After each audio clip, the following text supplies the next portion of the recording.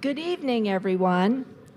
My name is Sue Shipe-Giles, and I am the civics librarian here at Bexley Public Library. Tonight, we are having a local What's on the Ballot. We will try to answer a lot of your questions about some of the major issues on the current ballot, including discussions on COTA links, the gerrymandering amendment, citizens not politicians, and also the Bexley school levy. We are working in partnership with the Bexley Area Chamber of Commerce on this event. I did want to let you know of a couple other programs that are upcoming here at the library that you might be of interest in. There's the Big Table Community Discussion on Wednesday, September 25th at 6:30 p.m., and also a conversation on affordable housing. Michael Wilkos, the VP of Community Engagement at the United Way of Central Ohio, will be speaking on Thursday, October 10th at 6:30.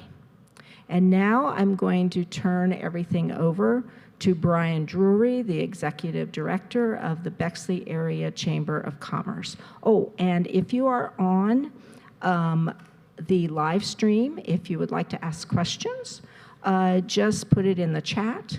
And everyone else here in person, we will come around with the mic to help you answer your questions. Thank you.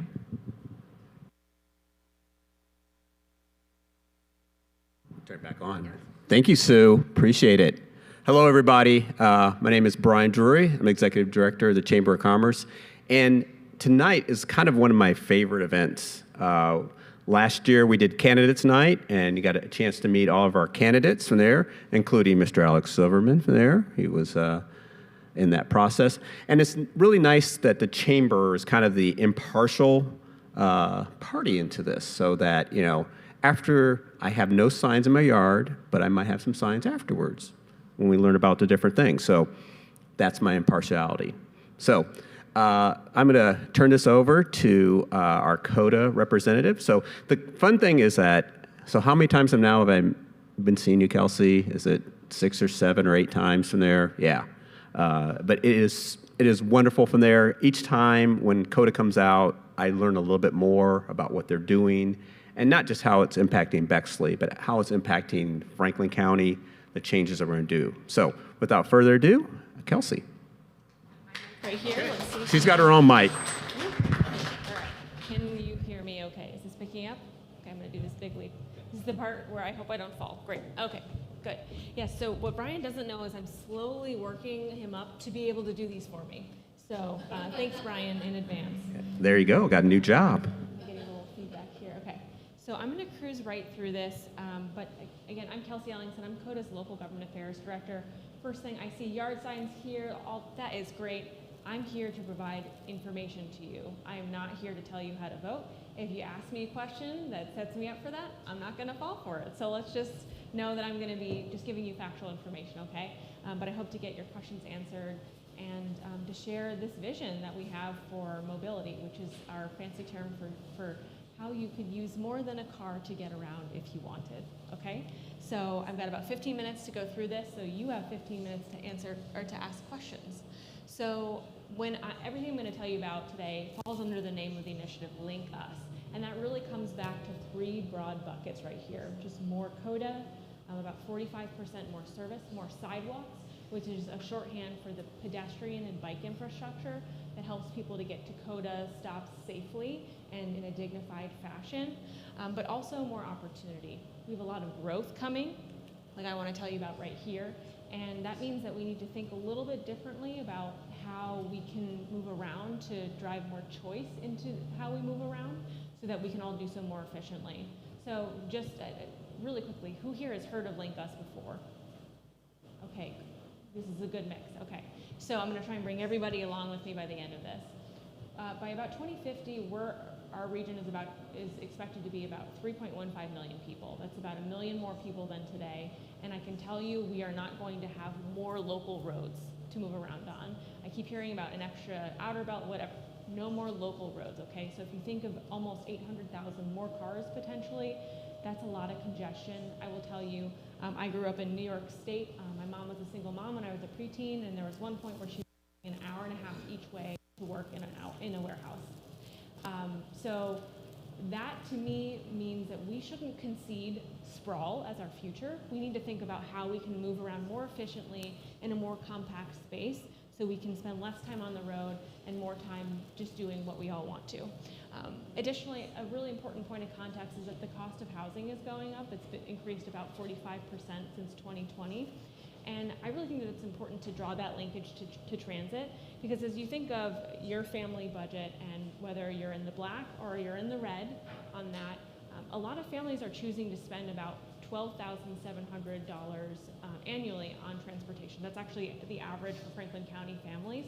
It is that high, not because they are taking COTA services, but because they are paying for one, maybe two car payments, the insurance, and the gas to boot, right? So as we think about what our limited service can do for residents today, enhancing that in the face of all this growth can provide more options for people who want to take COTA for the first time, who want to take it in many more ways than they are now, or if you want to continue to drive your car, there will be fewer people on the roadways with you, helping us all, again, to keep moving around seamlessly. This is about choice. And just because this group is at the heart of COTA, there are actually about 40,000 households in Franklin County who do not have access to a vehicle today.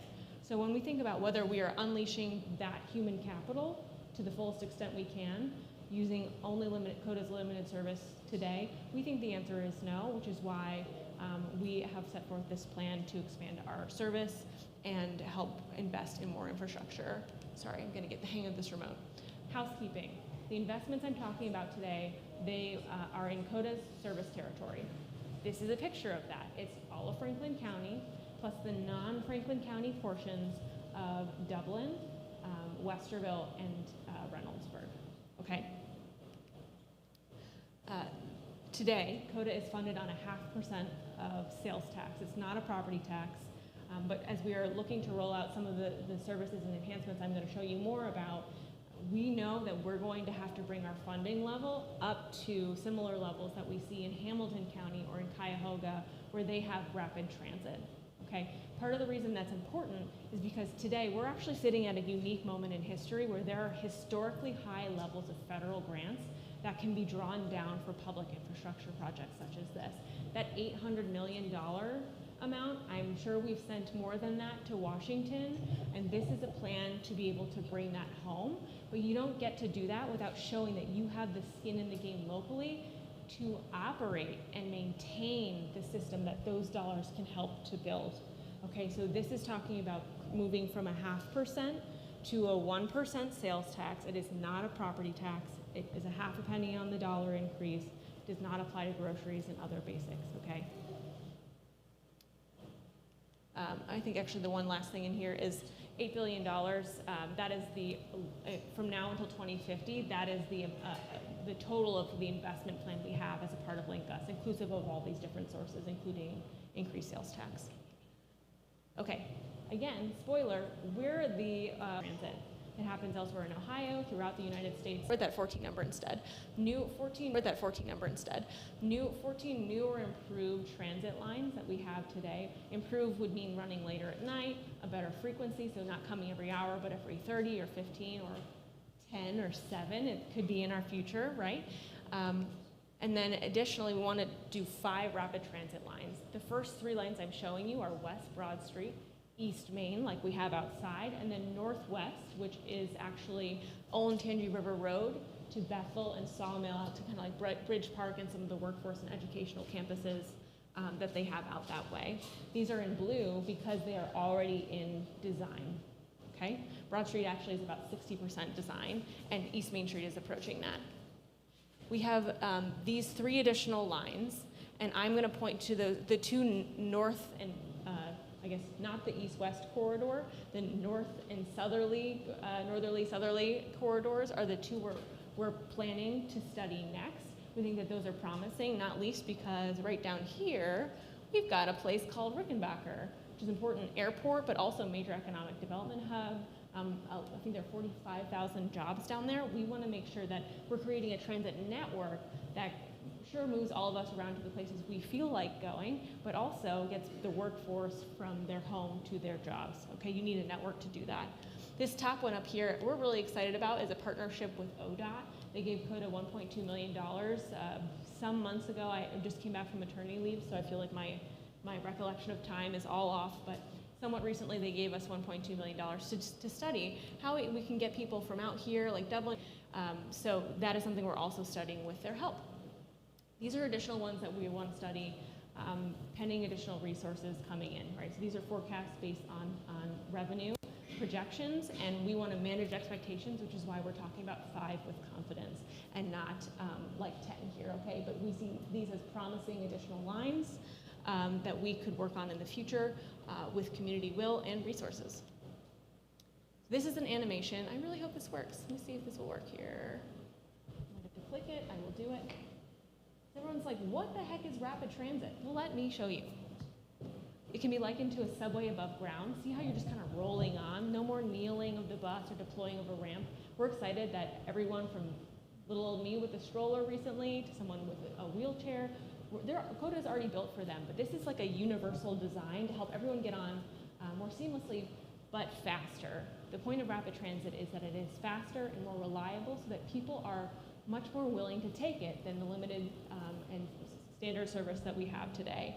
So I like this graphic because it tells you how our system will look by and large, but there is a major distinction to be drawn here for this Bexley audience, which is that dedicated right-of-way, bus-only lanes are a major feature of why this is fast and why it is therefore a premium service. But in Bexley, just in conversations with your leaders and working through your roadway constraints, you're going to have mixed traffic here, okay? Let me see if I can show you it. I'll stick on this a little bit longer. But so I'll show you a picture of the station designs, but you should expect some planted medians, more street trees, and again, just a more seamless experience, a premium service. These are all clean vehicles, so no, they're quieter, they don't pollute the air. I just loathe every morning when I know a school bus has gone through my neighborhood because it just smells polluted and like the air quality is bad. That isn't the footprint that COTA has today or will in the future. So just describing further the additional transit service improvements that would come alongside this plan is additional late night hours to the 10 and the 1 that currently serve the Bexley area. But also being on the rapid transit line is of course a major piece, a major benefit to the Bexley community as residents and also as people coming here to work in businesses that you frequent, right? So having a good workforce mover is part of the point. So we'll go from downtown all the way out to the Licking County side of Reynoldsburg by the Department of Agriculture. I have more images about that. I'll go in depth in Main Street corridor for you at the end, but just again to touch on the more sidewalks, which is really code for pedestrian and cycle infrastructure. These are some of the things that we would be funding with Link Us. And so what COTA did is it said, we're going to set aside, it's a silly number, but it's more than a quarter, 27.5% of any future levy proceeds to go into this process where MORPC will run it for us, and all of the 44 communities, the 44 jurisdictions in COTA service territory will sit at that community table together and decide how to spend that money. We just last week arrived at a 5-year plan for that, and these are the ones that affect Bexley, okay? They're because they came exclusively from Bexley, or because maybe on this one, there was a partnership. We wanted to create a process that rewarded jurisdictions moving together, okay? Because we know that government silos, it doesn't always reward cooperation, but we know when you're on your journey, the imaginary lines don't, it doesn't help you for your infrastructure to change drastically between, one jurisdiction or another. So trying to create a more seamless journey for people throughout their whole way. This is the East Main Street corridor. The blue dots are the stations, this is the downtown convergence I told you about, and then it goes all the way out here, further than our current service. It's called the Eastwood development, but it's actually by the Department of Agriculture, but it's way out there, which we think is a good thing because, again, in a township, we've got all this workforce that needs to get there. There's a lack of housing, so helping those who can be housed in Reynoldsburg and on the East Main corridor get to jobs. We're trying to be thoughtful beyond just what jurisdiction lines look like. So again, 100,000 jobs on this corridor. It's 13 miles, but it's actually not even our longest one. The northwest corridor is like 19.1. It's a gigantic corridor. So there are a lot of jobs on this corridor, but there's also several areas of persistent poverty. And that's the mix that we're striving for, is to make sure that everyone who needs to use it for work, who wants to use it for fun, who needs to get somewhere, out of town for their job or in town for entertainment, whatever. We're connecting all the different needs to the assets across our service territory, creating an actual transit network. So I've named this the Bexley Station. I think it might have even been named on the last slide, but I'm naming it this with a large dot. Because thankfully, the station will not be that large. I don't want to alarm anyone, but because we're investigating where precisely between Drexel Avenue and, I keep saying Collingwood, Pleasant Ridge, it should go, okay? So we're working really closely with city leadership to figure out exactly where that should be. And that will be determined here soon. Again, I want to remind you that you're looking at mixed traffic in the center, so cars can follow the buses as well. One thing that I didn't mention to you that I believe still applies on this stretch that makes the rapid transit rapid is its ability, for the vehicle's ability to communicate with traffic lights. So if a bus is approaching a light, it can stay green a little bit longer, be red a little bit shorter to keep the bus on the schedule. Again, so people have a bus coming up to them when they expect it to be there. That's how you get people to embrace what we call mode shift. Is yes, I can take the bus, I can leave my car in the garage today. That benefits everybody when people can say yes to that. All right, here's just kind of a look. Again, we're still working on the precise station in Bexley, so I'm showing you an Alum Creek station. I know that that is a little bit outside here, but look at this island here. This will be some snowmelt pavement to make sure it's accessible to everyone all day, every day. There will be a totem here. The color will actually match the line. I think we could go with colors. It's still TBD, but you can see the buses coming up here. The sleek station design. The center boarding service, which again, even though Bexley is mixed traffic, it's still a center boarding service. It is that way for the vast majority of our system. Another picture here, just kind of front on. There'll be opportunities for art here. I know that out in Reynoldsburg, I think that they're gonna choose a tomato. Honestly, and a good thing if they do, because that's a great story if you don't know it. But think to yourself, I'm not looking for answers here, but what would Bexley choose? Right? So we're trying to give every community an opportunity to see themselves more in this work. But you can see it, ticket vending machines here, trash, there's gonna be excellent lighting, a call box as well, various amenities in here. We wanna try and add green infrastructure just because it doesn't feel nice to be out on the roadway when it's just concrete. Remember, we're all creatures, right? So enveloping people in some cozy trees and green infrastructure really could go a long way to helping people to want to be there. And that's what we're after. Okay, this is just a timeline because I know it always comes up. And I want to clarify that this is the overall construction timeline for the whole corridor. This is not all construction for Bexley. We are still pinpointing where exactly Bexley would be, but it's like it would be a very small segment in here of construction, so don't let that alarm you. But in full transparency, this is what the construction of the overall service would look like. We're looking at service beginning right at the end of 2029 or at the beginning of 2030. A snapshot for you from the Cleveland Helpline about its impact. I won't read most of those numbers to you, but the one that jumps out to me is for every dollar spent in investing in transit infrastructure, there was a $190 economic development return. Okay, when you look at other cities that have done this, you find that it does attract development and it creates an opportunity to harness it so it develops in a smart fashion instead of just out in that sprawl, which is again what we don't want. And with that, I'm going to stop. I hope that was close to 15. I know that there's at least one question over here, but I suppose I'll let you moderate that. Yeah, so thank you, Kelsey. We'll get to some questions, but since I'm sometimes around town, people ask me questions, so I had a couple questions, and then we'll also get on side. So explain dedicated versus mixed use on Main Street, because people get confused and how that would work and how that apply. So, let's look at this one for a moment, just so we look at the boundaries here, okay? The blue dash is the mixed, and the solid is the dedicated. Okay, and so I think I tried to be as simple as possible, but to clarify, this is all dedicated right-of-way. In here, and in here, because it's followed, it's surrounded by dedicated right-of-way, which again is going to run on either side of a median.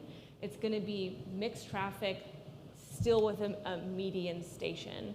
On the far reaches here, there will be a side running service, so the station will be on the outside. We've got doors all over the place on these vehicles, so don't sweat it. We're prepared for it. But again, so having the vehicles occupy the bus only lane by name, it's just the bus, it's there. That will allow them to move very quickly through traffic and to, really to just provide some relief as more and more people will come to drive their single occupancy vehicles. It will happen, we know it will. We're not trying to stop that fact. There's a problem when you just keep adding a new lane because it just induces new demand and you just keep repeating the cycle. We need to get off that kind of repetitive process and build this off-ramp where you have a priority lane for bus only. That is to say also though, because it's mixed traffic in Bexley, we're not really asking for we're not widening the road, we're not preventing cars from being in the lane with the bus, so you will see kind of a similar flow as you do today. I hope that I answered what you were intending. Yeah, Okay. I think that was the main thing, because there was just a confusion of okay, what does this mean? How does it play out? And then the second question is, somebody said, hey, I never take the bus, so why does rapid transit, and why does it mean anything? Mm-hmm. Well, I would say a piece of it is, I'm excited about the rapid transit, but that's, again, not the only thing that's in it. So if you aren't yet someone who's ready to hop on a bus, that's okay. Being able to invest in the active transportation of wanting to take, even just wanting your kids to not have to face sidewalk gaps when they walk to school, right? If it's them, if it's you wanting to go on a leisurely stroll and having a shared use path to be able to do that, there's a lot, because we've thought about people's complete journey, not just the portion where they're on transit, where I think that it would improve your experience as you're walking around. My first internship way back in the day involved taking the 2 up to 161. I would get off the bus and I would walk about 15, 20 minutes to my office. This is an unpaid internship, and part of it involved walking through the dirt. So there's a problem if we continue to build infrastructure that suits only the most determined people. Okay, so this is about dignifying and adding safety. Plus, we don't need any more stories of people, of pedestrian crashes that hurt pedestrians and cyclists. We can add infrastructure to protect them more. That is one piece. The other piece is it benefits you if you want to continue to be a driver of a single occupancy vehicle. I drove here tonight. I'm not here to shame anybody about it. You benefit from other people being able to take this. Okay, it preserves the capacity that our roadways have, which is finite, for them to be able to take another service. At the same time, when I go to Dublin, for example, they're excited about Link Us. They're going to be on the Northwest Corridor, but they see this as an important piece for getting their workforce to Dublin businesses. So whether that is, even if I think about the number 4 on Indianola, the Marzetti plant, they hire a third shift. We can't get people home from third shift today.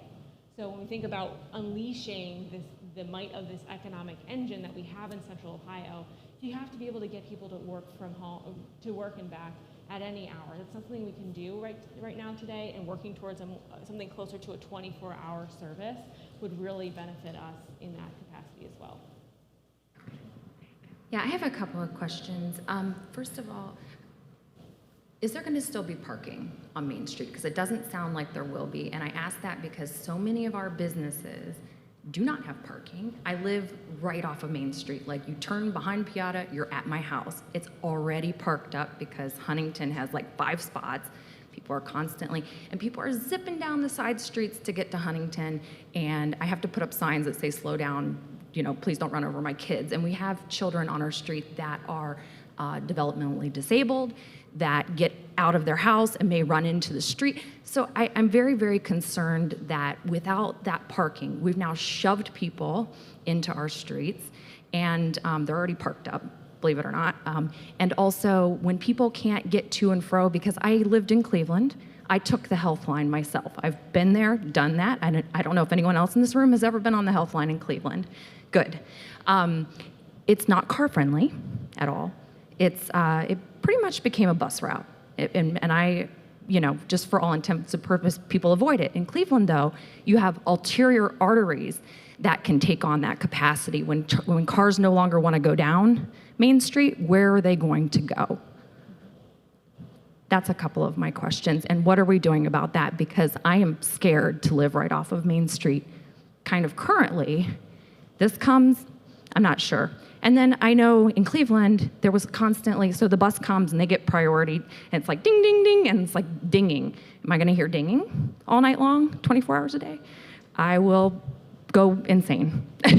Sorry. So that last one is the first time I've ever heard that question, and I don't know the answer to that. But I will ask about the dings, okay? I commit to that. I would like to know the answer to that. So I want to, like, part of me wants to reassure you, but I also want to kind of challenge our thinking as well a little bit. So today, since we're not doing dedicated right-of-way in this stretch of Bexley, almost no parking whatsoever is impacted.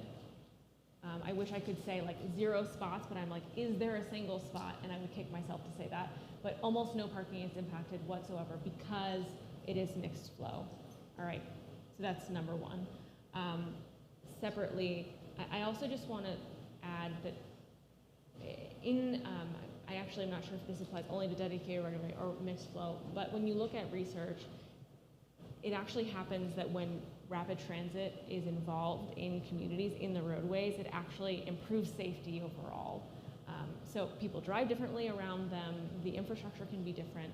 So I actually think that safety comes with this as well. But as we move forward, just sort of as I'm calling on us to think about the future. Think not just about today, because what you're asking me.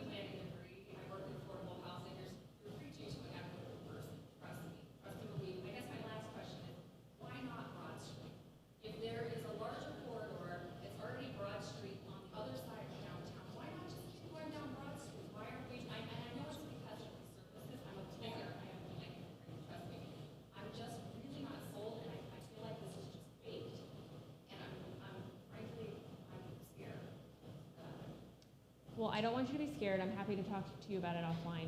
This is a product of like more than a decade's worth of work. So are we pretty far along in this? Yes, but we're also in weekly conversations with the city of Bexley to talk about what it means in a concrete fashion, right? So these things, is our corridor decided? Yes. Is like the exact way that the road configuration, all of that, is that 100% decided? Not in any way whatsoever. So we've studied Broad Street and Main Street, and the assets of being on Main Street led to its inclusion in this plan. So Broad Street was considered. We actually had, I don't want to use wonky terms, but we did kind of put it forward as something for that we can have in our back pocket for the future. But truly, as we think about serving the number of municipalities along the way, the future development, the need, again, and the access along the corridor, it was the one that was selected, yes. Hi. I like the idea of transit. I've ridden the Health Line. I don't know if anybody else has.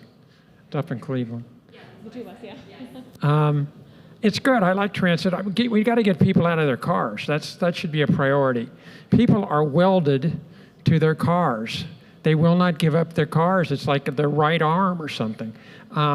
if we could benefit by getting people out of their cars, solving the commuting problem, but nobody commutes downtown anymore.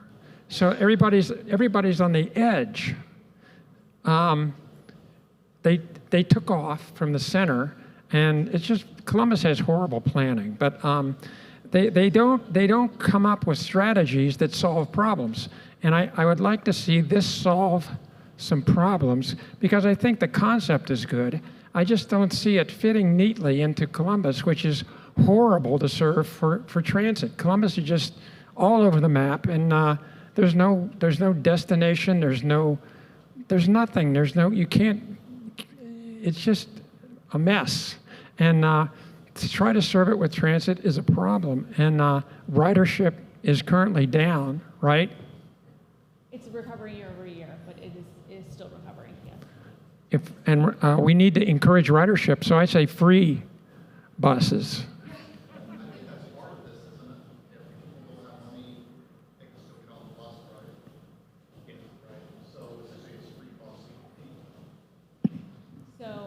So I want to pick different pieces of this, and I know there are other questions as well here.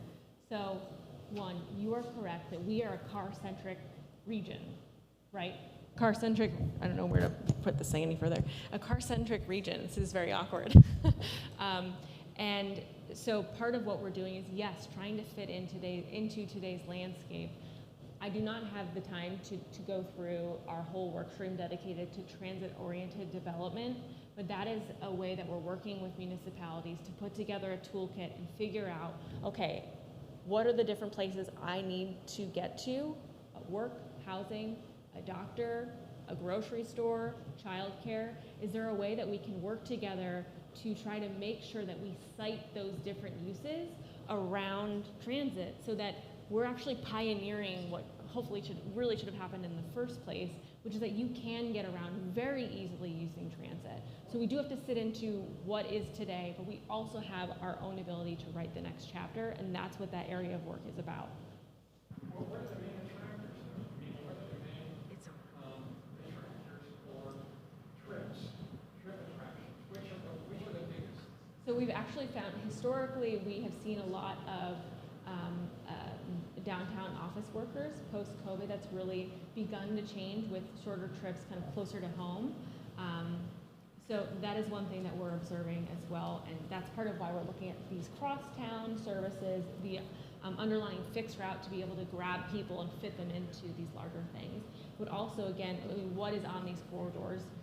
Ohio State, if people want to take it to a football game, or to go work or live in the Innovation District, if they want to go downtown, go to a show, enjoy trails that are not in their neighborhood. There are lots of ways from using it for work to using it for recreation, and for all those smaller trips or errands that people have as well.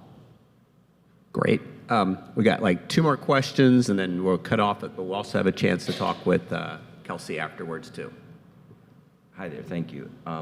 My question is more for Brian. Okay. What does the chamber and the small businesses feel that, how will this impact Bexley's business corridor on Main Street? Well, great. That was not set up either. From there, I did slip him some money. The business corridor, definitely feels there could be impact, especially with people who want to come to specific businesses. Maybe to the Drexel, certain restaurants to come in, so that you might be able to just get in quickly from there. One of the things that people come in, they're like, I don't know, can I park here? Am I going to get ticketed? Am I going to get my car towed? So having that ability just to come in, but also having the ability for these businesses to kind of, maybe, hey, I can get some more membership. So COTA would give them that information. I think I think it's a positive. Will we do some data? Yes. So we're having a discussion with the economic developer and city to talk about how can we track that, to say, hey, when this happens, specifically with the bus, with this, and then the bus route from there. So thank you. And then we got a last question, and then quick break, and then we'll turn around. Hi. It's not on. Is it on? On? It's on. So if I'm looking at this correctly, I just kind of want to visualize. I'm a visual person. Right now we have COTA that runs through Main Street, and they pick up curbside. And there's, I think, 2 or 3 stops that run through Bexley. So I guess would it go to one stop only at the new station? And the difference between current now and future would be middle lane, pick up and drop off, but the traffic flow would be pretty much the same as it is right now with the buses that run through Main. Am I correct on that visualization with how we have Main Street configured with 2 lanes, one has parking during certain times, and then you have a middle lane that's unabridged by parking, but the COTA bus right now picks up on the curbside, then shifts into the main lane to get through traffic. So I guess helping us visualize kind of what we have currently compared to what you're projected for the future is the first phase of the question, and then is it going to go to one stop only? And then at that one stop, are we doing anything to increase safety features like Narcan and AEDs and other things that would benefit the community, not only in Bexley but all across? Some safety features, are those being planned into those stations? Because I think those micro stations could be a huge benefit for safety purposes. I like that idea. I know at this time we have the safety call box, and I think also it's important to point out that COTA also has its own special duty that it contracts. It also has people who are trauma trained to address things that come up. So we have these special forces at COTA to come tackle what happens out in the field here. The road itself will not really change, but the existing underlying route, the 2 that serves COTA, that serves Bexley today, is not going away. Those stations will stay. So the road configuration is not really changing, but you will have the new, like I would say, like the rapid transit, like quasi express route would be in the middle, pick up in the middle, and the underlying the 2, that one will drop in frequency because we're adding this new very fast service, but it will still be there. So with fewer buses still using that curb lane. Both bus lines run. Right, but we're being thoughtful about that so that they are not happening at the same point. Okay, so you can still have traffic flowing. Say that one more time? Yes. Yep.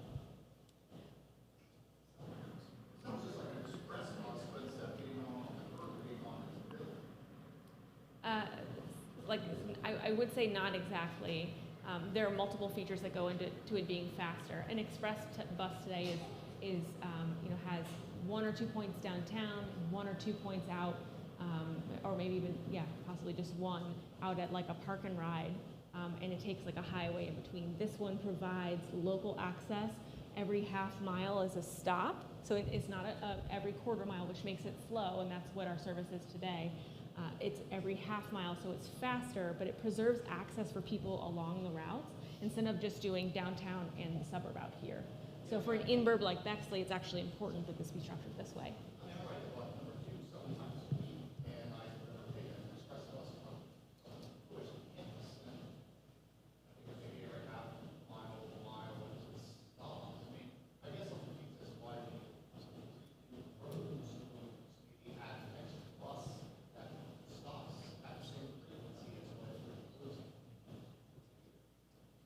Because if it's intermingled with traffic the whole way, then it is not as fast. And so it being faster is what makes it more desirable, which is what encourages more people to take it. And that's how it fits into this larger conversation of like who will we be moving around with on the roads 20 years from now, many more people. Having that space where you can add a bus that can carry many tens of people instead of just 1 to 4. That's just the way to add capacity to the roadways. But you need mostly to have a dedicated right-of-way situation in order for it to be faster. So it basically gets the best of both worlds of an express that is very fast but only goes one place, and then a fixed route that goes everywhere but is incredibly slow. Okay. In order from there, we've got 2 more sessions to come up. So we want to thank Kelsey from there. She'll be here for a few more minutes, having a conversation back there. And again, if you have some additional comments in there, please let us know, and we also will get those questions for there. We'll take a short, quick minute break from there. We're going to bring up our next one. We're going to talk about gerrymandering, issue number 1 from there. So COTA's issue 47. Schools are 36. 136.47. So.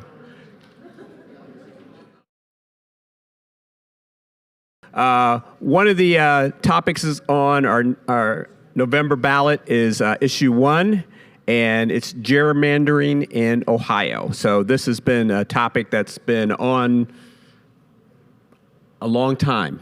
I've known about it for a while, since I'm a little bit older.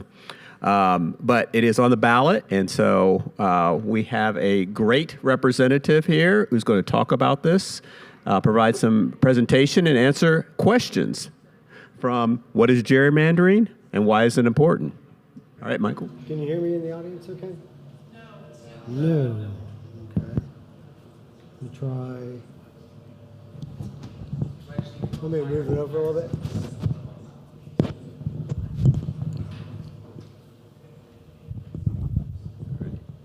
Testing. How about that? A little bit better? Sorry, I generally speak softly, so I apologize for that. I'll try to keep my voice up. In case you're interested, before I get started, there are materials in the back, the slides from my presentation, which is the short, high overview, and I'll talk about what we're covering tonight. I also have the actual summary and amendment language that was circulated as we gathered signatures through this past year, starting last November. That's also in the back. And I've highlighted a few things within that amendment that are of particular interest to me that I think are some really cool things about the amendment. I'm not going to talk in great detail during the presentation, but there's a lot of checks and balances in this new amendment. And there's a lot of detail in there. So, and based on your questions, we can possibly get into some of that. And then I also have some yard signs, other stuff if you'd like to take bumper stickers, and some cards from the League of Women Voters of Ohio that has important dates associated with the election this year in terms of registration and so forth, which I'll also touch on at the end of this presentation. And I'm pretty much going to follow this script to begin with, because Fair Districts would prefer that I do it that way, but then we can have questions and answers afterwards. So my name is Mike Ahern. I'm a volunteer with Fair Districts Ohio. I've been involved since about late 2017. Worked on the previous efforts for reforming our redistricting process, which resulted in the current process. I've also testified on maps in this current process, so have a little bit of history. But Fair Districts Ohio is a coalition of Ohio's leading nonpartisan redistricting advocates and experts. And over the last decade, we've worked to build support for redistricting reform by doing education, educating the public, training volunteers, working with legal scholars, and having studies done associated with gerrymandering and redistricting, providing legislative testimony, and much, much more. We're led primarily by the League of Women Voters of Ohio and Common Cause Ohio, with support with a number of organizations from across the state.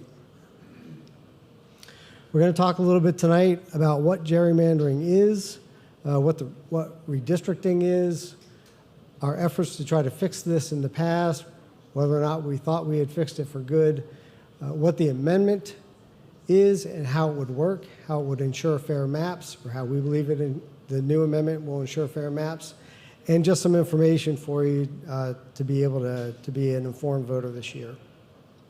So what is gerrymandering? Gerrymandering is when districts are drawn by the party in power and incumbent politicians to benefit themselves or their party.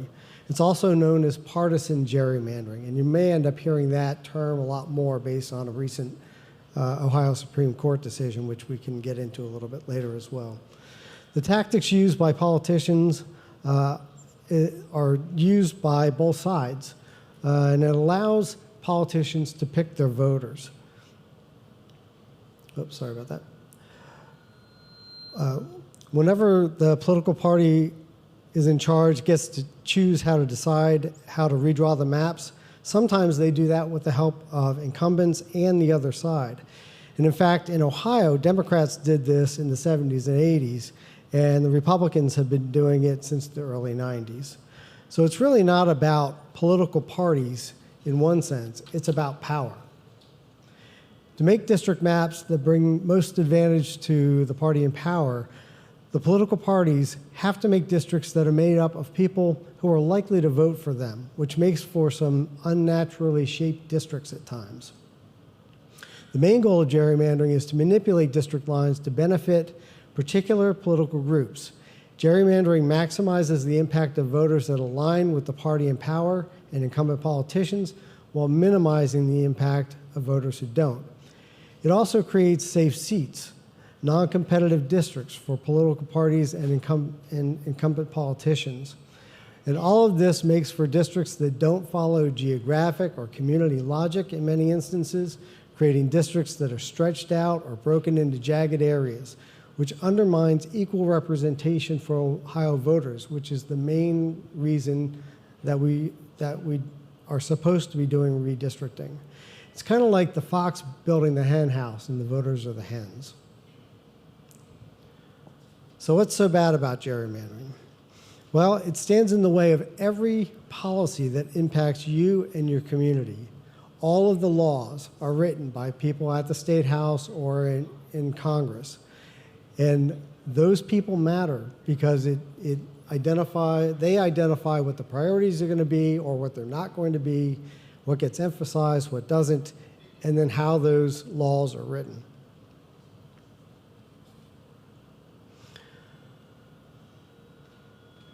It matters because gerrymandering poses an existential threat to democracy, and here's why. Gerrymandered districts let representatives pick their voters. It's supposed to be the other way around. Gerrymandering means politicians can't be held accountable. Rigged districts almost guarantee the party in power a win, even when they go against the will of the people. And we can talk about that in more detail later. Gerrymandering lowers voter participation. When voters consistently see policies and candidates that they support lose in districts that were drawn to give incumbents and their party in power an unfair advantage, eventually many voters become too discouraged to vote. And when fewer people vote, we're further away from true representative democracy. Gerrymandering also steals voter power. Rigged districts dilute the voting power of groups who oppose the party in power by spreading them out or putting them into groups into just one or two districts when they should be represented more equally. So haven't we tried to already fix this? Yes, we have. In 2015 and 2018, voters overwhelmingly voted in favor of redistricting reform. Ohioans passed 2 amendments to make the map-making process more bipartisan, making more rules to protect against gerrymandering. More than 70% of Ohio voters supported these amendments. You hardly ever hear of any support on any issue getting over 70% approval by Ohio voters. But here's the problem with the amendments. They still left politicians in charge. The Ohio Redistricting Commission, which was put in place and is our current driving force for redistricting, is made up of the governor, the secretary of state, the auditor, 2 Republicans from the legislature, and 2 Democrats from the legislature. And although it's bipartisan, the commission is likely to always tip heavily to one party or the other. And the current redistricting commission has 5 Republicans and 2 Democrats. And most importantly, it's still run by politicians, and that's really the problem. They changed the game, but the players are still the same. In 2022, the district maps that these politicians presented violated the new constitutional amendment and even defied the Ohio Supreme Court, who ordered them to create new maps 7 times, again, because the fox had built the hen house and voters are the hens. Ohioans have been forced to vote in districts that the court said were unconstitutional because no one could stop the politicians, not even the Ohio Supreme Court. For the House of Representatives at the federal level, federal judges ordered the commission to create a new map within a certain time window or use one of the maps that have been deemed unconstitutional. So what did the commission do? The commission ran out the clock, and it forced Ohioans to vote in gerrymandered districts. So we've learned a few things. Voters want to hold politicians accountable. The first two amendments help voters understand why redistricts hurt democracy. And the second is we learned that politicians can't rise above the temptation. Giving politicians the tools to choose their own voters was a siren song that they couldn't ignore. So how do we fix this? We vote yes on issue 1 and pass the Citizens Not Politicians amendment this fall. Citizens Not Politicians is a proposed constitutional amendment that is put forth by citizens. It puts the power to make district maps into the hands of Ohio citizens. It's expected to be, it will be on the ballot in November, and if passed by voters, it will enshrine in Ohio's Constitution. It will be enshrined in Ohio's Constitution. It won't be able to be changed by the politicians. The commission would be selected in 2025, and we would have new maps in place by the 2026 election. And here's what it would do. Again, it creates a 15-member Ohio Citizens Redistricting Commission made up of equal numbers of Democrats, Republicans, and independent citizens who broadly represent the different geographic areas and demographics of the state. Very importantly, it will ban current or former politicians, political party officials, and lobbyists from sitting on the commission. And it'll require fair and impartial districts by making it unconstitutional to draw voting districts that discriminate against or favor any political party or individual politician. And there are specifics in the amendment as to how that is accomplished. It also will require the commission to operate under an open and independent process with all of the data being available to the public, from applications that people who want to become commissioners submit, all the way through all the data used by the commission, all the public testimony. Everything will be available online, and hearings will be available through video. So how would the amendment ensure fair maps? Citizens Not Politicians takes politicians and lobbyists out of the redistricting process. It's in the name. It's citizens, not politicians. Career politicians will finally have competition in many districts, giving voters real choice. Competition gives politicians incentive to listen to us and to listen to one another. Competitive districts mean Ohio voters will determine who represents them, not politicians and lobbyists. Citizens, not politicians, restores power where it belongs. And voting yes puts citizens, not career politicians, in charge. The law ensures fair maps. Citizens, not politicians, by taking politicians and lobbyists out of the redistricting process, the map, the amendment closes loopholes found in an existing Ohio law. It also takes best practices from other independent commissions that already exist across the country so that we're not repeating mistakes. We want to learn from those prior experiences. The maps must comply with the Voting Rights Act. Maps favoring or disfavoring a political party are banned. Maps cannot take incumbent or candidate addresses into account, which has happened in this past round of map drawing. And maps must preserve communities of interest. The Citizens Not Politicians Amendment will finally end gerrymandering in Ohio. Voters will draw the lines, not politicians. It will truly be a nonpartisan process.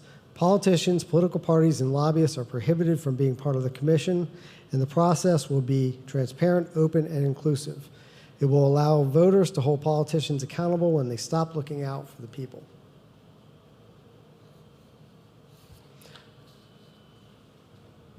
So how are the citizen commissioners chosen?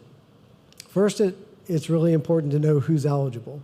Any citizen can apply as long as they're not a politician or a lobbyist or a family member of a politician or lobbyist, and as long as they're registered to vote and have lived in Ohio for at least 6 years. Once the potential commissioner has applied, they are vetted to be sure that they are not now or in the last years having served in a partisan role. That means that they are not officers, paid workers, or consultants for a political party. They're not a candidate for elective office, and they're not a registered lobbyist. To apply, potential commission members go through an application process. The application process is overseen by a bipartisan panel of retired judges, 2 Republicans and 2 Democrats. With the support of the Ohio Department of Administrative Services, the retired judges review and fact-check all the applications. The screening process itself, them reviewing the applications, is going to be a public process. Once an applicant's eligibility is established, the bipartisan panel works with a professional search firm to promote the application process. Politicians and lobbyists are screened out, and the panel chooses 45 finalists, balanced by party, 15 Republicans, 15 Democrats, and for the first time ever, 15 independents. That's determined based on how people have voted or whether or not they have voted in the primaries in Ohio, because you get assigned a party status when you choose a primary ballot for Republicans, Democrat, or issue only.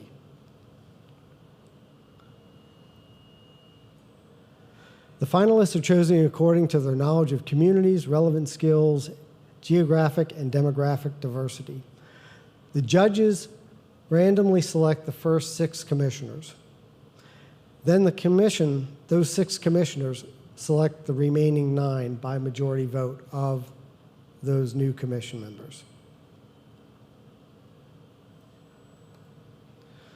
Now I want to talk just a little bit about being a voter in 2024, because we've had some changes associated with voting.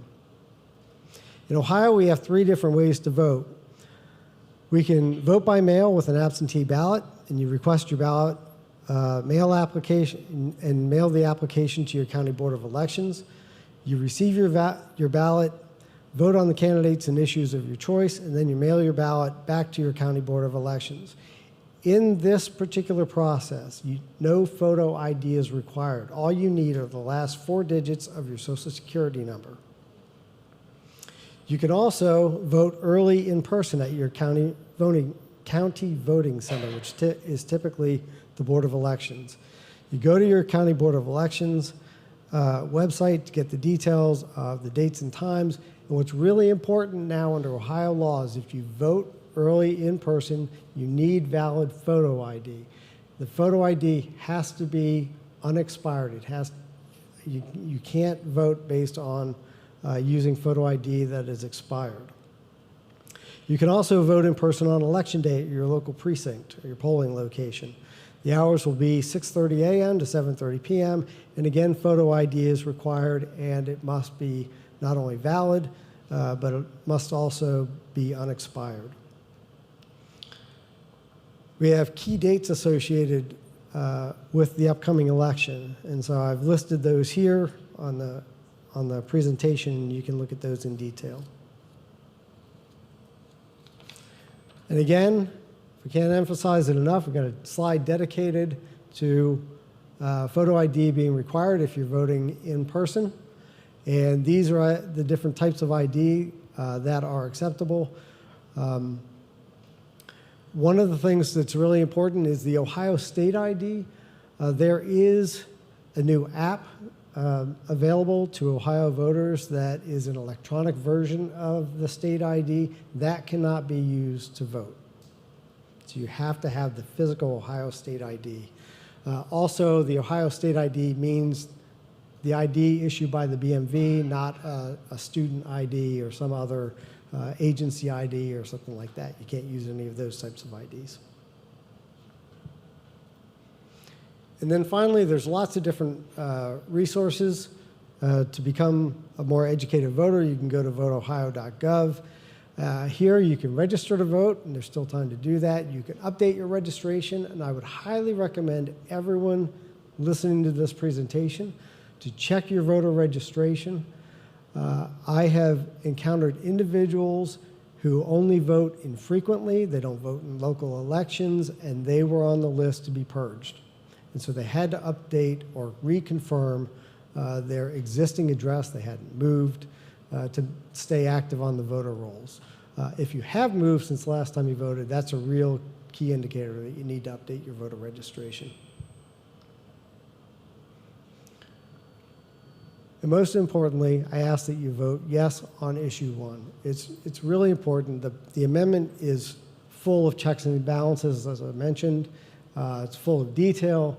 One of the things, I guess, well, we could talk about the recent Supreme Court decision, but I'll wait for questions on that. Well, great. That is awesome. I really appreciate this. So we're going to open this up. One of the questions that we did have, there was a recent Supreme Court change on gerrymandering. So can you tell us more about that? Sure.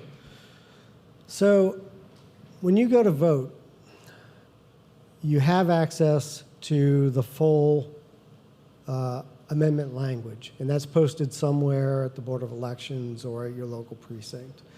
But there's also on the ballot, the electronic ballot that you look at, there's a summary. And the group that's responsible for that summary is the Ohio Ballot Board. And the Ohio Ballot Board has the Secretary of State, 2 members from the Senate, and 2 members from the House in the state legislature. And they are charged with writing that ballot summary language. And similar to what happened with the reproductive rights issue last year, this will start to sound like a broken record, the ballot board modified that summary language to confuse voters. And they've done it again.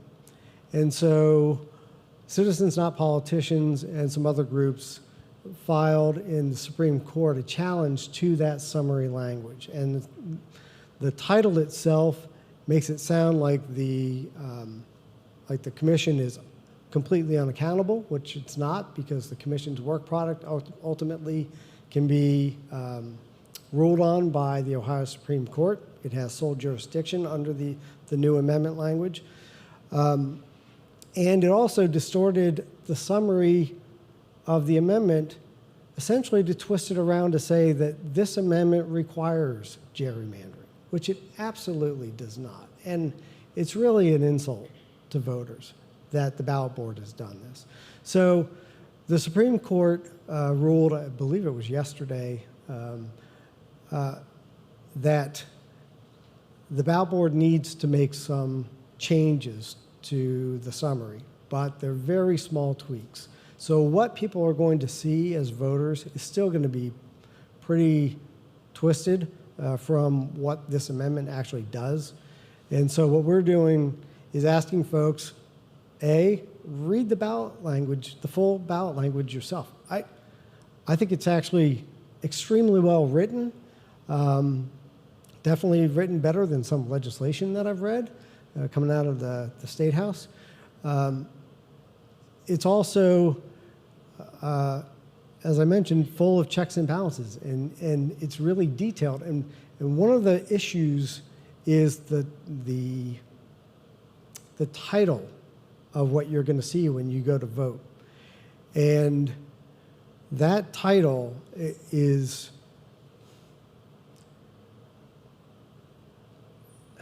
it really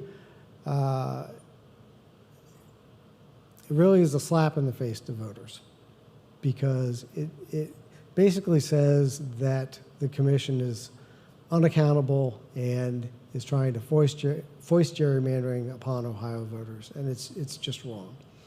So look at the ballot language, go to the Citizens Not Politicians website. All you have to do is Google Citizens Not Politicians. It'll be the first search result, or go to Fair Districts, to the Fair Districts website and educate yourself about this amendment, because it's so very important. I know this is coming back around, having to vote on this issue yet again, but this time we're going to get it right. We're going to take politicians out of the process.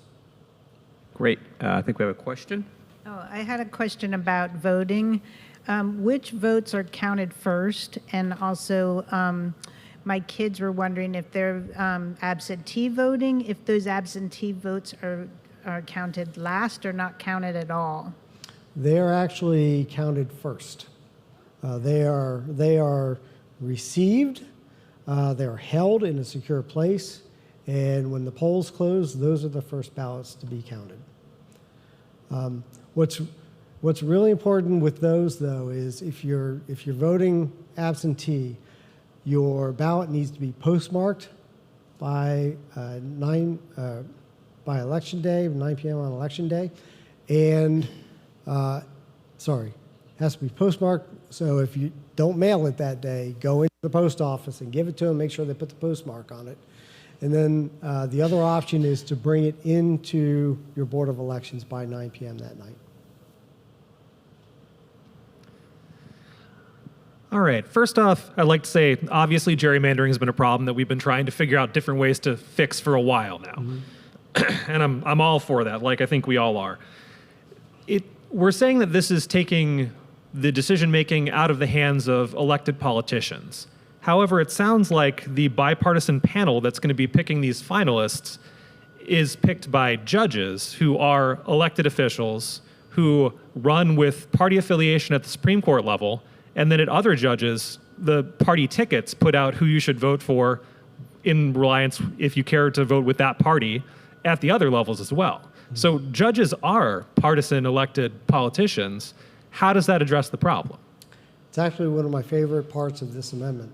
So the bipartisan panel of judges is selected by the Ohio Ballot Board. And you might go, oh my gosh, you were just telling me the ballot board is horrible. Well, maybe you do think that.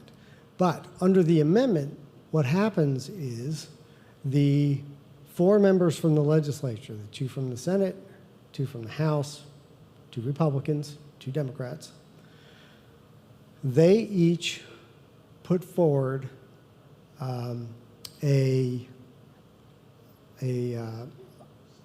slate of 8 suggested retired judges from the judges who have expressed interest. And there's an application process. And that application process requires the applicants, and again, these are retired judges, to identify whether they have been engaged in partisan activities, and we can talk about the definition of that, whether they've contributed to campaigns, whether they have held elected or appointed office in some other capacity within the state, and also financial information associated with their political activities. So all of that information becomes part of the public record. Even though you and I aren't part of that selection process, we'll be able to see those applications, okay? But the ballot board members, the Republicans, put forward 8 candidates, and the Democrats put forward 8 candidates, and then they have to give each other the list. And the Republicans choose the 2 Democrats, and the Democrats choose the 2 Republicans. That's part of that check and balance that I was talking about. So again, you're never going to get politics completely out of the process. As you mentioned, the Ohio Supreme Court is elected. There's nothing in here about selecting the Ohio Supreme Court. The voters do that directly. They are statewide elections. So in that respect, again, citizens are choosing those people. But it tries to remove the partisan nature of the selection process as much as possible.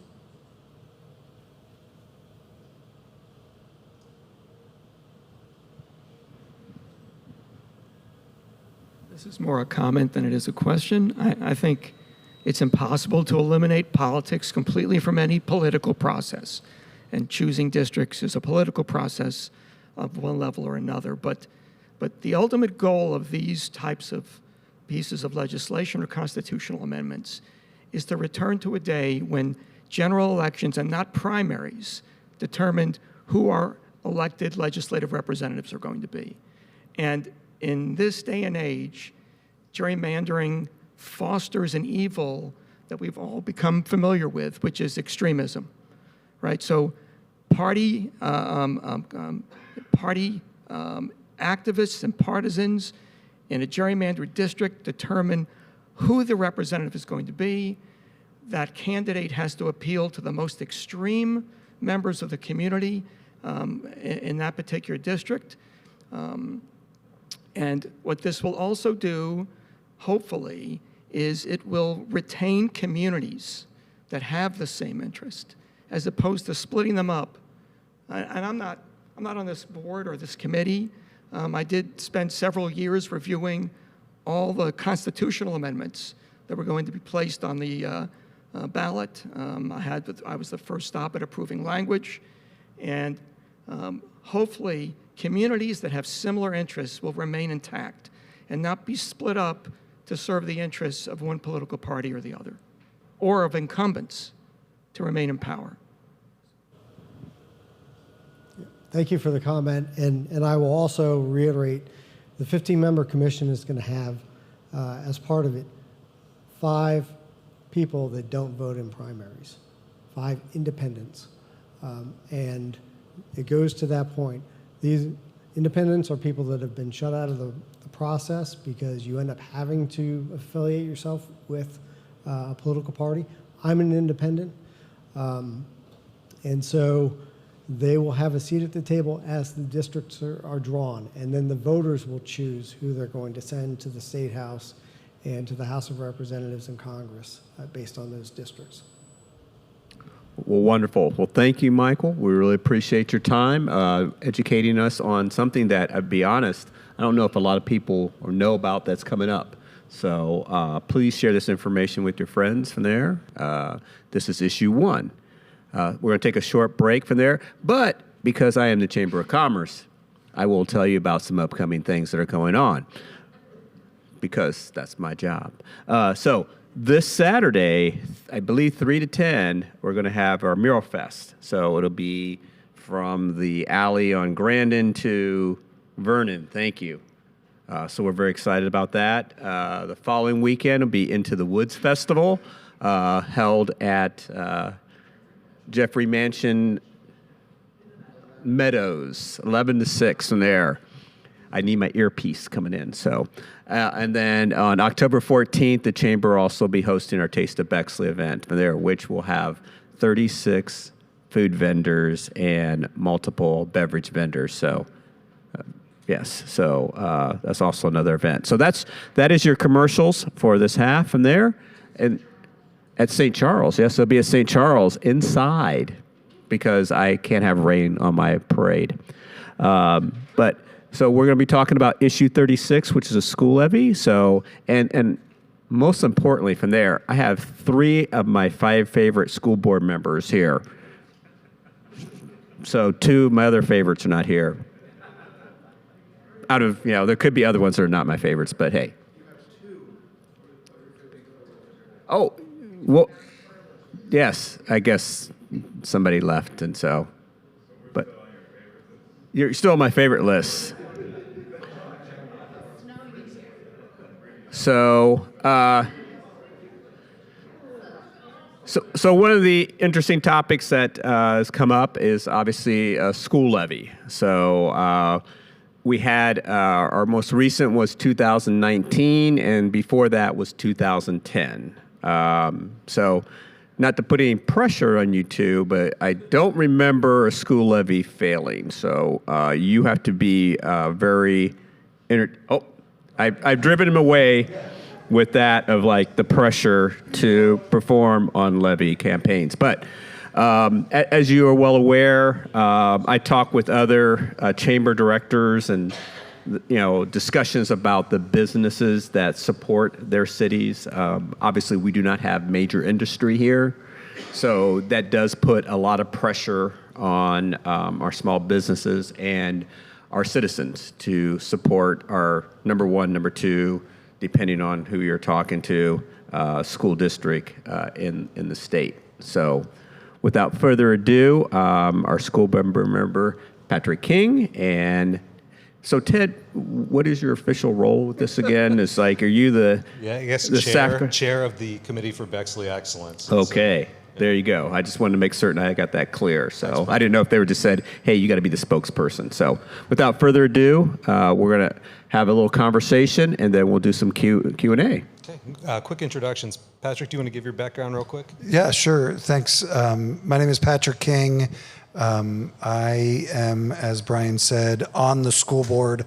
I am here tonight not as a school board representative, but as a member of the levy committee. So just to disclose and disclaim, what I say is not, I am not speaking on behalf of the school board.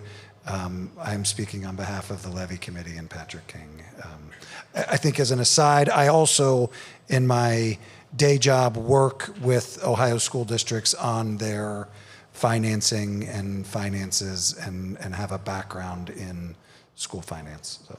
Thanks, Pat. Sure. Ted Cahill, chair of the Committee for Bexley Excellence. We're a single issue voting entity, so we're registered with the Franklin County Board of Elections.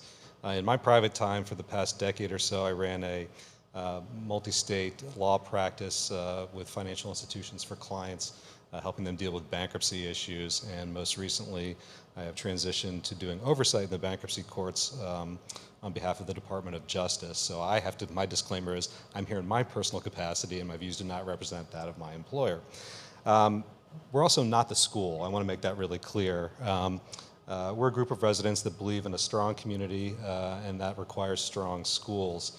And that means funding the programs that the community wants. If we can't answer a question tonight, which is entirely likely, we don't have animations or really cool graphics, we'll note the question and we'll post the question and an answer on our website, bexleyexcellence.com. There are flyers in the back of the room that have that URL on there, as well as a high-level overview of the talking points tonight. Our goal tonight is two things. One, we want you to vote yes on issue 36. Unlike COTA, we can tell you to vote yes on issue 36 because that's what we're organized to do. And number two, we want to give you some vocabulary and some understanding of how schools are funded and why levies come up over and over again on the ballot as opposed to certain funding for certain types of other things. So we're going to talk about how schools are funded, how levies work, some specifics on this levy. Is that better? Is that better? Okay, thank you. Usually have a pretty loud voice. My spouse is in the background and she will attest to that. And the last is we'll tell you again why you should vote yes on issue 36. This is a discussion and we welcome questions. The one thing I will tell you is, having done this for a couple times in a row now, if you could hold questions on levies, this levy specifically, until we get through just the general parts, I think we'll answer most of your questions. Not all, but most. In Ohio, there are three main ways that we can pay for schools, three sort of pots of money that we get: federal, state, and local dollars. We're not talking about federal or state money tonight. We are talking about local funding. And from a local funding perspective, the state of Ohio stepped in probably about 60 years ago and started to regulate this more heavily. School funding goes back to the 1830s with statewide taxes and state funding. And unfortunately, if you're a fan of public education, what you've seen over the years is an erosion in the amount of money that other larger political subdivisions are willing to pony up.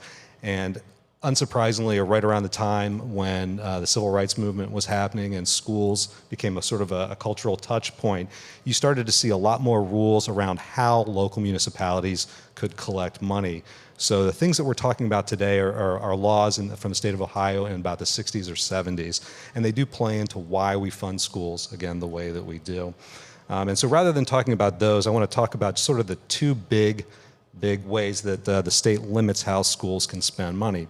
One is the use of what's called operating dollars, and that's what issue 36 is. It's an operating levy.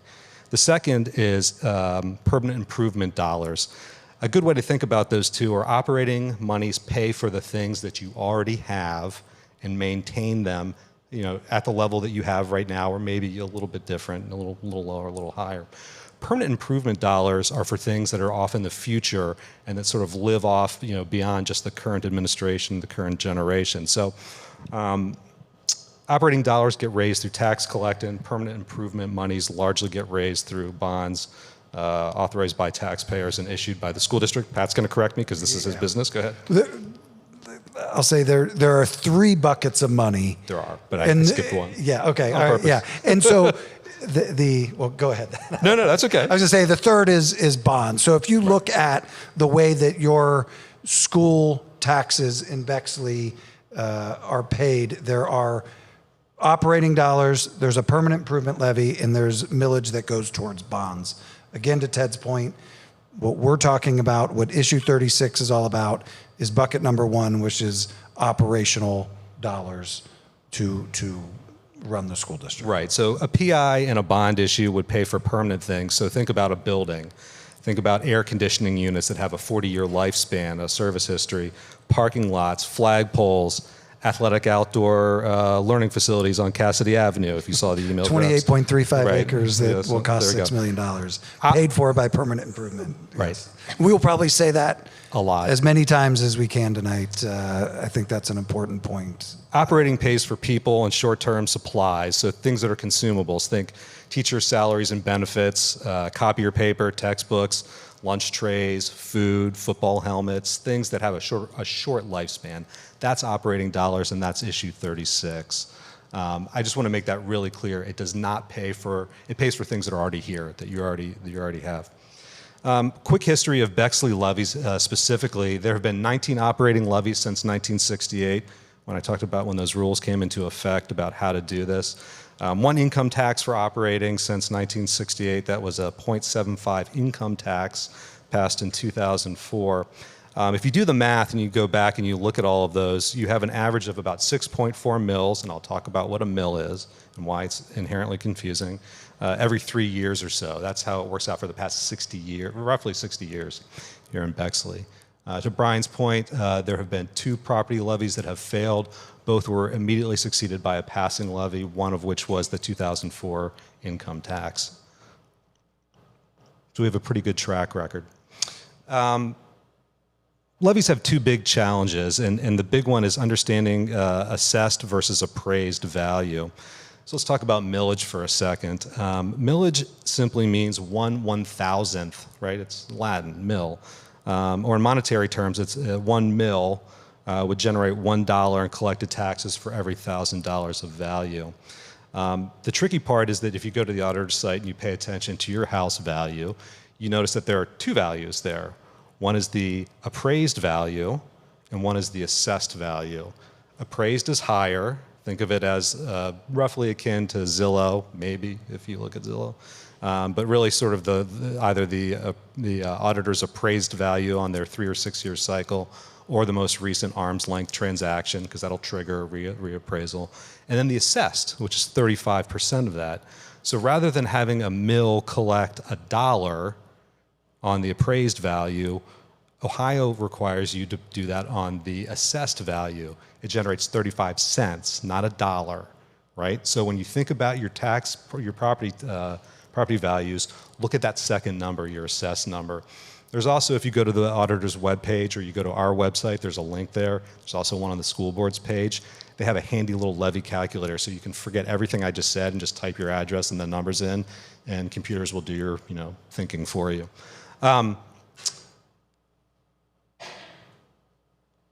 The big trick with levies, and the reason they keep coming back, is that you think about what was happening in the 70s. You had a really rough recession going on, and the people in Ohio had some issues with the way that property taxes were collected among a lot of other taxes.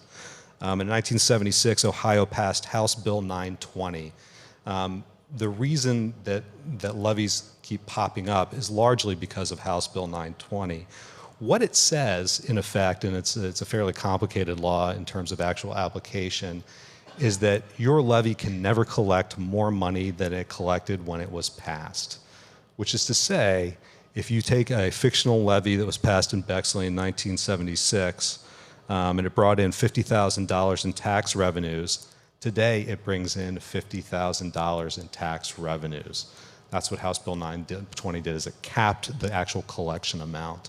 So what does that mean? Well, that's great if you're paying taxes because hopefully your income is going up or you're investing money and you're gaining some wealth. But if you're the school district, all your costs continue to go up, but the collection amount remains the same. Think about your home budget.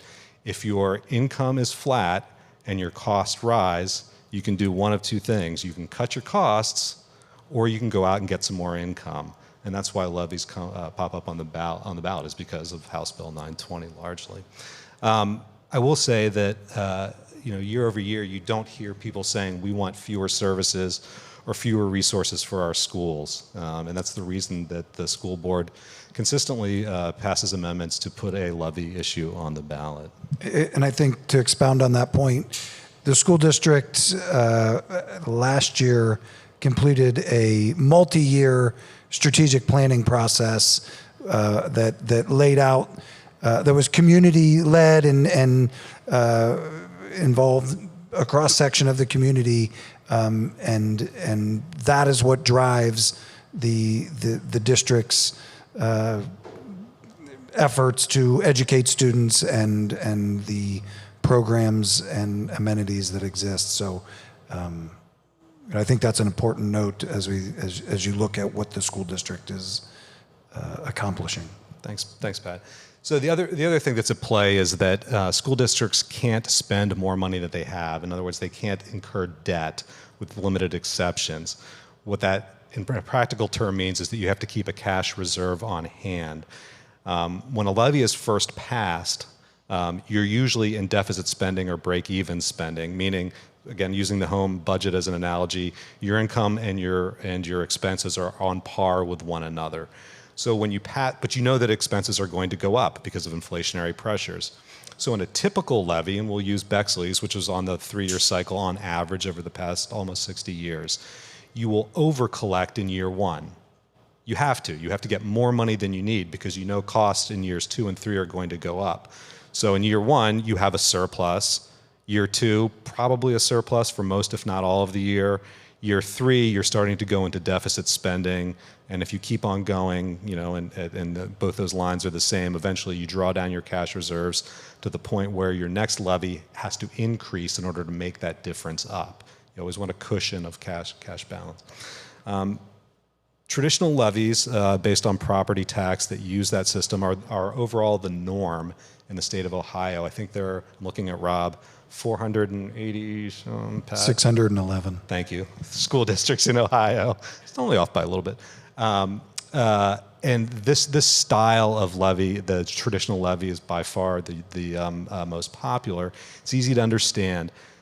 The flip side of that, though, is that the school district has your money in its bank account for a substantial period of time, and that's kind of an issue. When the Bexley School District Financial, help me out, Patrick. Advisory Council. Thank you. Met. We looked at both in 2018, 2019, and again, we looked at a number of different issues and ways to structure this. And about 10 or 15 years ago, the legislature allowed for something called an incremental levy, which is what issue 36 is, and I'll talk about that in a second. But in effect, because you have income tax and because you have property tax being regressive, income tax being pretty erratic. If you look at years, it can vary a lot year to year, so less predictable. The incremental levy became an attractive option to explore. So let me talk about that a little bit here. The whole point for a treasurer is to try to have long-term stability, right? You want to know what money's coming in, and you can try to control costs based on that. So an incremental levy provides stability while leaving money in residents' pockets as long as possible. The key thing about an incremental levy is that it has 2 restrictions. One, it can be a levy for up to 10 years. Regular or traditional levies have no fixed expiration date. You recall Brian saying the last time we went from 2010 to 2019 through a result of really good financial stewardship and a sort of a host of other, frankly, lucky breaks that the district caught in terms of student enrollment and some other funding sources. And that's great, and we expect our school boards to be fiscally responsible. At That being said, planning in a fiscally responsible way while still taking into account your residents' financial needs is also incumbent upon a school district. So the thing that an incremental levy does is it says you can have up to two different increments, that's the incremental part, of up to 10 years. The only hitch is that when it changes from one millage amount to the other, they have to be equal in terms of the amount that they change and the amount of time that they occupy. So in this case, the proposed ballot issue 36 asks for a 5 mil levy in year one, and then it has increases of 2.5 mils in subsequent years, right? So it's, again, 5 years, so 5 for year one, and then 4 2.5 adds going through time. What does that do in terms of your dollars, right? How does that affect you? Rather than collecting a large amount up front, it's a small millage in year one. You keep your money in your bank account or your investment vehicles, wherever you keep your money, under your mattress. And then in year two, you bring it up. I see some smiles out there. You bring it up by a smaller amount in subsequent years to cover that incremental cost rather than that big spike. I'm going to stop right there because this is usually where people have questions. And if you've got a question, please raise your hand or just shout it out, or Brian will come around with a microphone. No, we do not let people shout it out. I am the steward of the library, so we do this in a general pattern. So what couple questions from there that have been sent to me, because people like to stop and ask me questions about the school board because they do confuse me with Dr. Baker at times.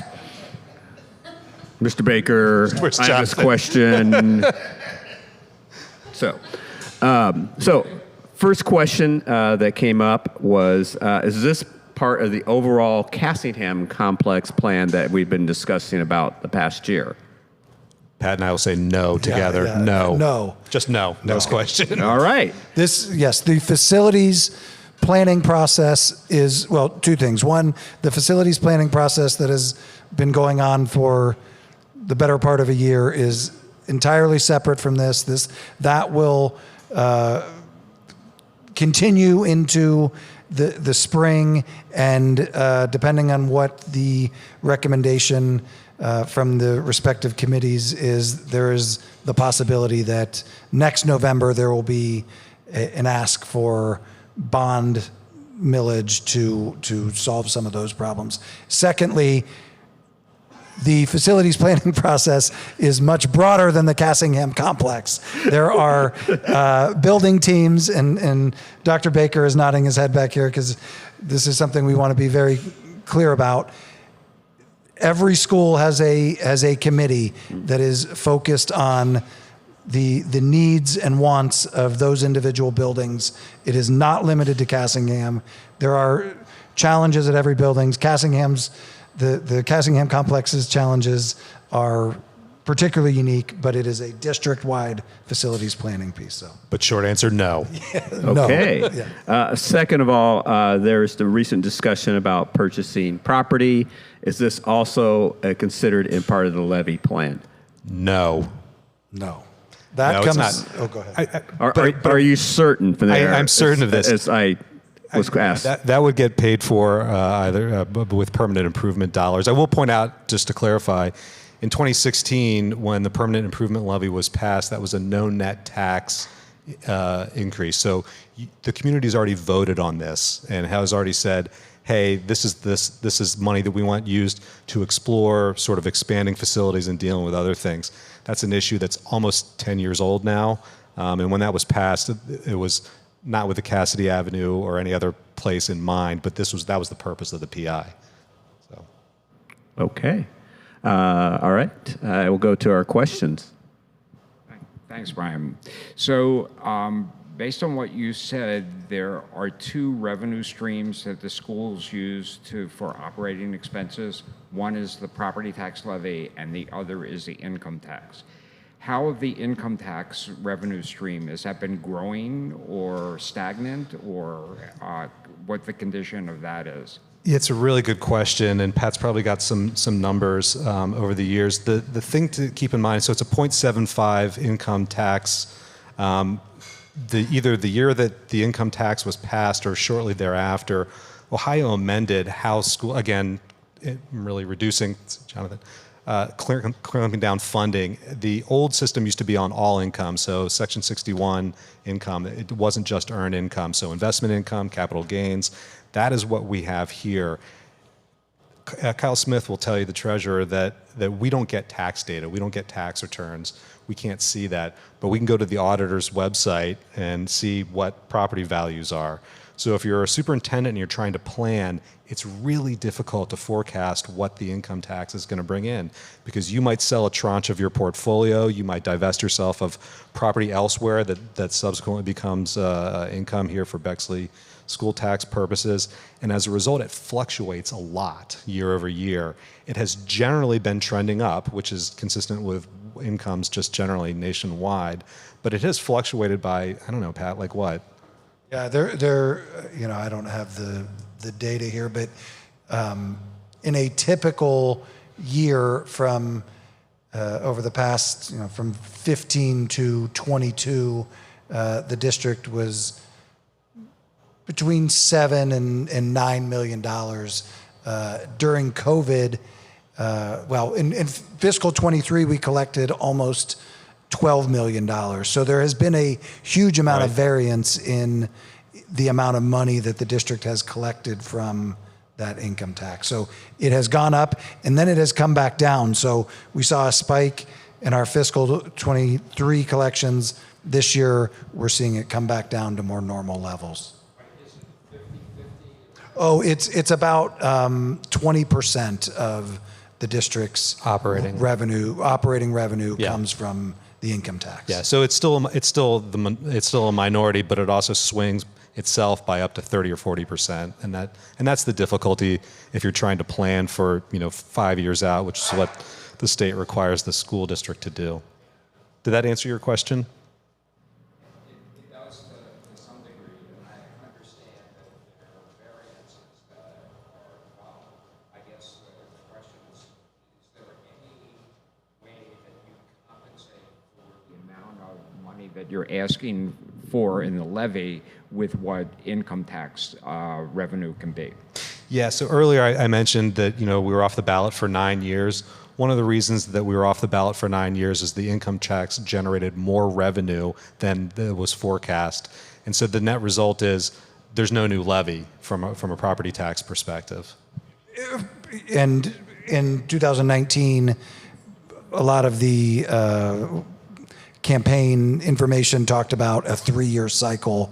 The district was able to push that to 5 years most recently as a result of this bump in income tax collections. Right. Thanks, Pat. I have a two-part question. My first part is, what is the percentage increase? I haven't done the math of the 5 mil, and then what is that percentage increase of the 2.5? And then my second part of the question is, do we have the ability to have this incremental tax based on the CPI, so we're not, the CPI adjusts for Social Security checks, it adjusts for tax deductible ranges. It's a commonly used, can we use this CPI for this incremental piece, so maybe we never have to go back to the ballot ever again?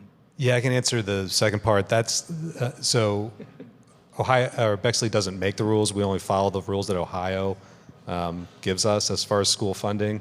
What you're talking about as far as making adjustments to the formula for calculating either property tax or income tax would have to be done at the state level, not at Bexley's. It's not our choice. We're presented with a menu of legislative options that can go on the ballot, and that's just not one of them. We've received questions in the past about things like homestead exemptions, adjustments based on earned income versus certain types of income, and that's unfortunately, apropos to the speaker before us, that's an issue that you'd have to take up with your elected officials. So they'd have to change 920. They'd have to change Bill 920 to allow the CPI. Also, yes, correct. So the local taxing jurisdiction does not have the ability to change it, is what you're saying. Yeah, exactly. What is the percentage, my first part, what is that 5 mil? What is the percentage based on what we're currently taxed, and what percentage is that 2.5 of what we're currently taxed? You know, I don't know the answer to that. I suspect I have it in this packet of information, but it's not handy. If you give me a minute to look through this, maybe I can come back to that if that's. Yeah, so I can do it this way though. So the way to think about millage is usually as number of dollars per numbers of dollars of assessed value. That's kind of like what people think about. And while Pat's doing that, I'm gonna pull mine up. But it's the one thing I don't have in my presentation. I'm sorry. And it's on our flyers back there. I think it is, Rob, what, 188 for $100,000 of assessed value? 175 for 5 mils per $100,000 of assessed value. So if you were the lucky owner of a $100,000 house in Bexley, a house that probably doesn't exist anywhere, in year one, you would pay an additional $175, and you can do multiples of 100 based on that. And then after that, 2.5 is roughly half, or $88. And to answer the question about the percentage, perhaps, the district currently collects about 38 mills in total. So if you back into what that, it's about the 5 mills is, what? Yeah, 1/7, right? Yeah. Maybe more, maybe. 5 mils divided by 38 is 13%, is that correct? Yeah. That sounds right. Yeah. And if you're wanting 2.5, it'd be half of that, or 6.5%. Yeah. Okay.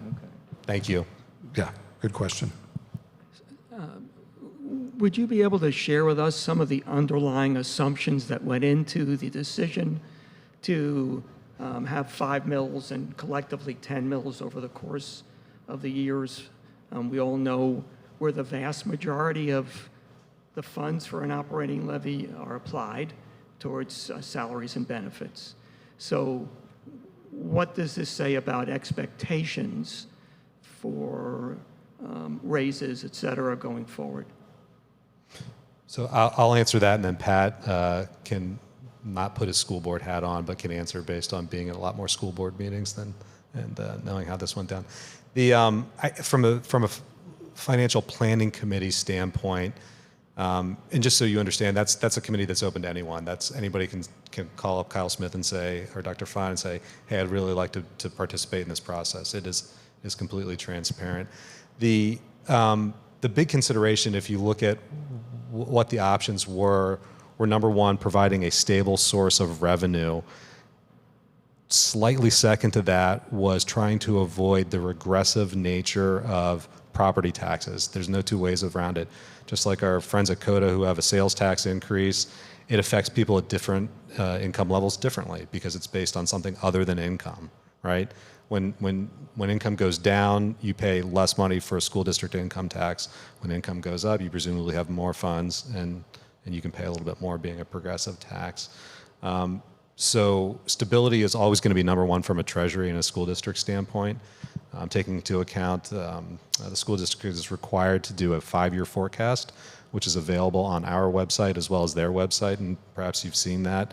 And it costs out projected revenue and expenses based on assumptions. From the revenue side, it is not allowed to take into account new levies. In other words, you can't assume that a levy is going to pass. You can only assume that existing funding sources are there.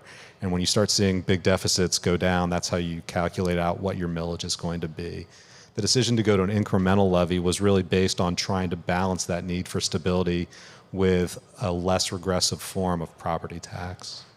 And Pat, that's as far as salaries go, you can talk about that. The underlying assumptions question is speaks to the 5-year forecast that Ted mentioned that is on the district's website and something that Kyle Smith, the treasurer, puts together and spends a lot of time inputting the assumptions and developing that document. Then it is passed by the board 2 times a year in May and November, and really informs decisions like